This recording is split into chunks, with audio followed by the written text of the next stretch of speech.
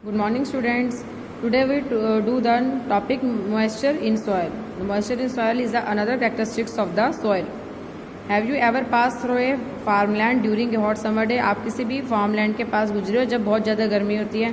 Perhaps you have noticed that air above the land is shimmering. मतलब आपने देखा होगा कि जब एयर जो लैंड के ऊपर है वो शिमरिंग होती है, मतलब बहुत ज़्यादा गर्म होती है. Why it is so? ठीक है, ये क्यों होती है? तो इसके लिए हम एक एक्टिविटी करेंगे और इसका आंसर फाइंड आउट करेंगे. Take a boiling tube. आपने एक बॉइलिंग ट्यूब लेनी है जैसे यहाँ पे दिखाया हुआ है. ठीक है. Put some spoon full of a soil sample in it. और इसमें क्या डालना है? कुछ थोड़ी सी मिट्टी डालनी है, 2 या 3 चम्मच मिट्टी के डालनी है. तो heat it on a flame and observe it. आपने इसको गर्म करना है और कुछ ऑब्जर्व करना है. ठीक है. Let us find out what happen upon heating. हम देखते हैं कि हीटिंग करने के बाद क्या होता है. Do you see water drops anywhere? If yes, where did you find them? आपने देखा कि इसके ऊपर जो इसकी जो नेक है, नेक के ऊपर क्या होता है? यहाँ पे कुछ वाटर ड्रॉपलेट्स आ जाती है, ऐसे कुछ यहाँ पे साइड पे वाटर ड्रॉपलेट्स आ जाती है. और ये क्यों आती है वाटर ड्रॉपलेट्स? ठीक है. On heating water in the soil evaporate. जब हम सॉयल को गर्म करते हैं तो पानी में जो वाटर होता है वो अवेपोरेट कर जाता है, मूव्स अप, ऊपर की तरफ आता है, and condense on the puller inner walls of the upper part of the boiling. जो मिट्टी में जो पानी होता है वो गर्म होकर अवेपोरेट होता है. जब ऊपर की तरफ वो जाता है तो ऊपर आके वो ठंडा हो जाता है और यहाँ पे इसकी कंडेंस होकर वाटर ड्रॉपलेट्स में क्या हो जाता है? चेंज हो जाता है. Okay. On a hot summer day, बहुत गर्मी वाले दिन, the vapour coming out of the soil reflect the sunlight and the air above the soil seem to be shimmer.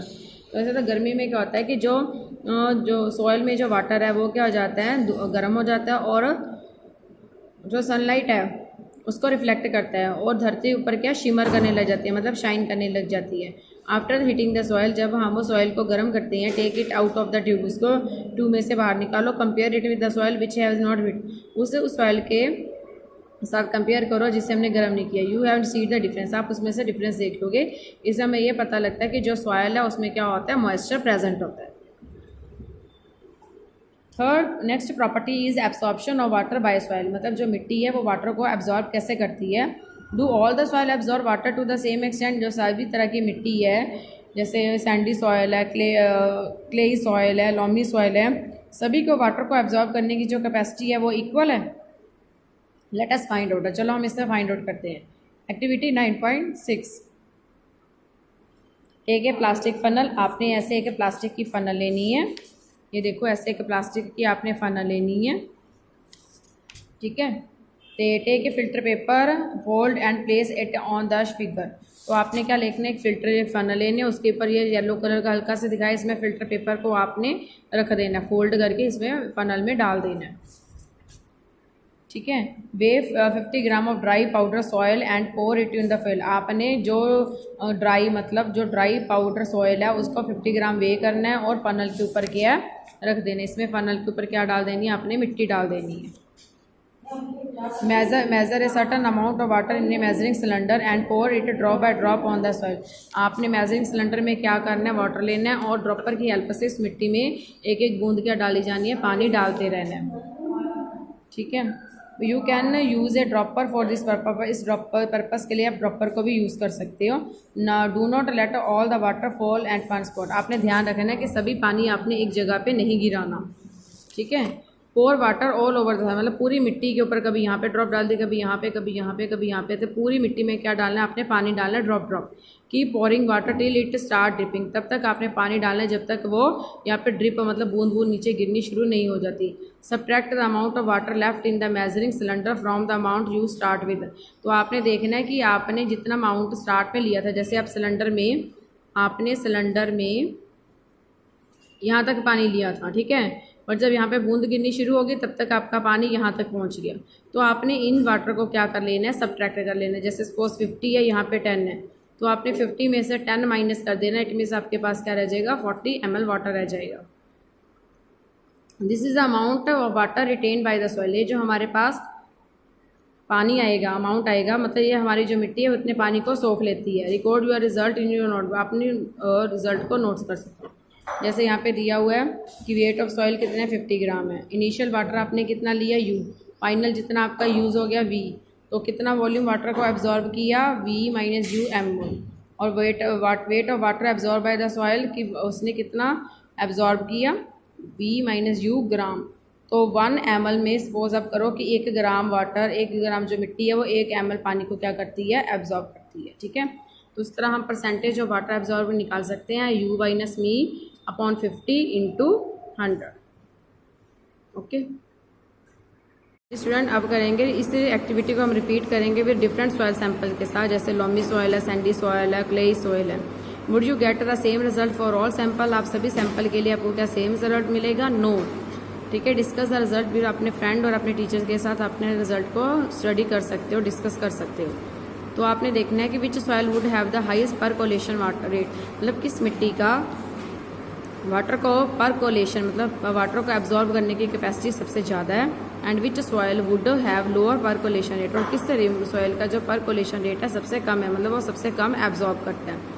बुजो here from her neighbour that 8-10 days after rain the level of water in a pond और well rise. उसने अपने बुजो ने अपने neighbour से सुना कि बारिश होने के 8-10 दिनों बाद जो पॉन्ड में पानी का लेवल है वो क्या कर गया, राइज कर गया। Which type of soil will allow water to reach a faster and in a greater amount, मतलब कौन सी मिट्टी है जो वाटर को बहुत ज़्यादा क्या करती है, अपने में एब्जॉर्ब कराती है और ज़्यादा अमाउंट में एब्जॉर्ब करती है। And which type of soil retain the highest amount of water and which retain the least, कौन सी जो मिट्टी है अपने में पानी को ज़्यादा समाये रखती है और कौन सी सबसे कम। Can you suggest any method to more rain water percolate? आप देख सकते हो कि आपने कितना रेन वाटर को परकोलेट करना, इकट्ठा करना है और रीच द अंडरग्राउंड, उसे और अंडरग्राउंड तक कैसे लेके जाना है, मतलब मिट्टी के नीचे कैसे लेके जाना है। ओके, अब हम नेक्स्ट टॉपिक करेंगे सॉयल एंड क्रॉप, जो मिट्टी और फसलें के इनके बीच में क्या रिलेशन होता है। Different type of soils are found in different parts of India, मतलब हमारे पूरे इंडिया में अलग अलग जगह पर अलग अलग तरह की मिट्टी मिलती है। In some part there is a clayey soil, in some part there is loamy soil and in some other part there is sandy soil, मतलब इंडिया के कुछ पार्ट्स में क्लेई सॉइल मिलती है, कुछ पार्ट्स में लोमी सॉइल मिलती है और कुछ पार्ट्स में सिर्फ सैंडी सॉइल मिलती है। Soil is affected by wind, rainfall, temperature, light and humidity, मतलब जो सॉइल है वो किस चीज़ से अफेक्टेड होती है, विंड, रेनफॉल, टेम्परेचर, लाइट और ह्यूमिडिटी से क्या होती है, अफेक्टेड होती है। These are some important climate factor which affect the soil profile and bring change in the soil structure. ये जो कुछ फैक्टर है जैसे wind, rainfall, temperature, light, humidity, ये क्या होते हैं, हमारे क्लाइमेट के फैक्टर है जो सॉइल के प्रोफाइल मतलब सॉइल की स्ट्रक्चर और सॉइल के कैरेक्टरिस्टिक्स को क्या करते हैं, अफेक्ट करते हैं।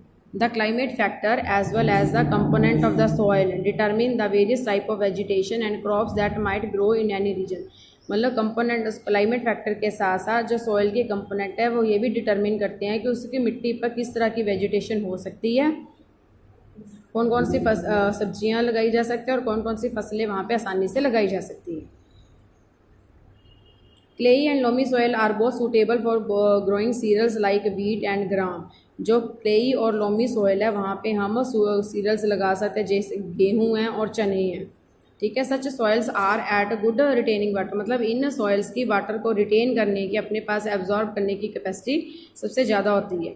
फॉर पैडी मीन्स चावल के लिए soil rich in clay and organic matter and heavy a good capacity to retain water, मतलब चावल के लिए हमारे पास ऐसी मिट्टी होनी चाहिए जो क्लेई हो, चिकनी मिट्टी हो, उसमें ऑर्गेनिक मैटर भी हो, उसमें वाटर को अपने पास स्टोर करने की जो कैपेसिटी है, मतलब पानी को खड़ा रखने की कैपेसिटी की है, सबसे ज़्यादा हो। फॉर लेंटिल्स जैसे मसूर है एंड अदर पल्सेस है और दालें हैं, जैसे loamy soil which drain water easily are required, जहाँ से पानी आसानी से निकल जाता है।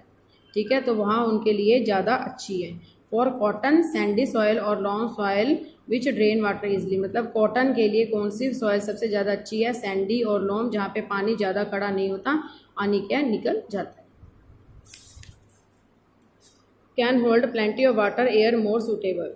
Crops such as wheat are grown in fine clay soils because they are rich in humus and they are fertile, मतलब जो फसलें हैं जैसे वीट है वो फाइनी क्लेई सोइल में सबसे ज़्यादा अच्छी ग्रो होती है बिकॉज उसमें बहुत ज़्यादा ह्यूमस होता है और बहुत ज़्यादा वो उपजाऊ होती है।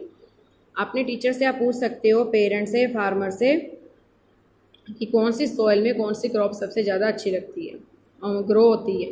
Which kind of soil would be most suitable for planting rice, कौन सी सॉइल राइस के लिए सबसे ज़्यादा अच्छी है।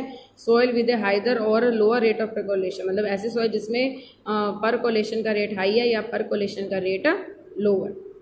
ओके, अब जो बूझो है, what is the difference between rate of percolation and amount of water retain, मतलब इसमें क्या डिफरेंस है कि वाटर को परकोलेट करने का, पानी को एब्जॉर्ब करने का, और वाटर को रिटेन करने का, मतलब अपने ऊपर रखने का। ठीक है, Boojho you have seem to forgotten what you read, तो आप इसको लेसन को अच्छी तरह पढ़ो, इसमें आपको डिफरेंस समझ आ जाएगा। तो स्टूडेंट्स अब हम पढ़ेंगे सोइल इरोजन के बारे में। सोइल इरोजन का क्या मतलब होता है? उपजाऊ जो मिट्टी है उसका नष्ट होना, उसे हम बोलते हैं soil erosion. The removal of land surface by water, मतलब जो लैंड के ऊपर, लैंड जो मिट्टी है वो पानी की वजह से क्या हो जाती है? नष्ट हो जाती है, पानी की वजह से ख़राब हो जाती है या ख़त्म हो जाती है, विंड की वजह से, आइस की वजह से, उसे हम क्या बोलते हैं? इरोजन। मतलब धरती के ऊपर जो मिट्टी की परत है वो पानी, हवा और बर्फ़ की वजह से ख़त्म हो जाती है, उसे हम क्या बोलते हैं? Erosion. Plant roots firmly bind the soil, जो प्लांट की रूट्स है वो सॉइल को बांध के रखती है। In the absence of plant soil become loose, अगर प्लांट्स नहीं होंगे तो जो सॉइल है वो लूज़ हो जाती है, ढीली हो जाती है। So it can be moved by wind and flowing water, तो उसे जो बहती अच्छी मतलब बहुत तेज़ हवा और जो पानी है उसे क्या कर देते हैं? रिमूव कर देते हैं। Erosion of soil is more reserve in areas of litre और नो सरफेस वेजिटेशन, जो इरोजन है वो सबसे ज़्यादा कहाँ पे होती है? जहाँ पे बहुत कम, यहाँ पे बिल्कुल भी वेजिटेशन नहीं होती, जैसे सच एज डेजर्ट और बेयर लैंड्स, जैसे रेगिस्तान और बंजर भूमि। ठीक है, सो cutting of trees and deforestation should be prevented, इसलिए हमें जो ट्रीज़ है वो नहीं काटने चाहिए और डिफॉरेस्टेशन को रोकना चाहिए, मतलब पेड़ों को काटना नहीं चाहिए, फसलों को ज़्यादा काटनी चाहिए और ज़्यादा से ज़्यादा लगानी चाहिए। And effort should be made to increase the green areas, और ज़्यादा से ज़्यादा पेड़ लगाने चाहिए ताकि जो सोइल इरोजन है वो कम से कम